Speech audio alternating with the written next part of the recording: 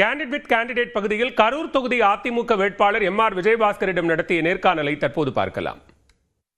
முக்கியமான கோரிக்கைகள் என்ன மாதிரி கொடுத்து நீங்க வாக்குறுதி கொடுத்து ஓட்டு கேக்குறீங்க? அது ஏரியாவுக்கு தகுந்த மாதிரி. இப்ப இந்த ஏரியாவில் கோயில் இனாம் நில பிரச்சனை இருக்குது. சொந்த மண்ணிலேயே மக்கள் அகதிகளாக ஆக்குறாங்க இந்த திமுக அரசு. அதை சொல்றோம். தண்ணி இல்ல, சரியான குடி தண்ணி கொடுக்கல, சரியான சாலை வசதி இல்ல, அதையெல்லாம் கொடுக்கணும் மக்களுக்கு. போதை கலாச்சாரம், கஞ்சா பிரச்சனை பெரிய பிரச்சனையா இருக்குது. அதை கட்டுப்படுத்தணும்னு சொல்றோம். பெண்களுக்கு பாதுகாப்பு வேணும். ஏன்னா காவல்துறை எல்லாம் கண்டுக்கிறதே இல்லை. இன்னைக்கு திமுகவினுடைய ஏவல் துறையா இருக்கிறாங்க. பெண்களுக்கு பாதுகாப்பு வேணுங்கிறத பெண்கள் மனசுல ஆழமா பதிஞ்சிருக்குது. இப்ப முன்னாள் அமைச்சரா இருந்த செந்தில் பாலாஜி இப்ப கரூர்ல நிக்காம கோயம்புத்தூர் போயிட்டாங்க. அவரு கோயம்புத்தூர் போனதுனால உங்களுக்கு வெற்றி வாய்ப்பு சாதகமா இருக்குங்களா? இந்த கேள்வி தப்பான கேள்வி. ஏன் அவர் கோயம்புத்தூர் போனாதான் வெற்றி வாய்ப்பு பிரகாசமா இருக்குமா?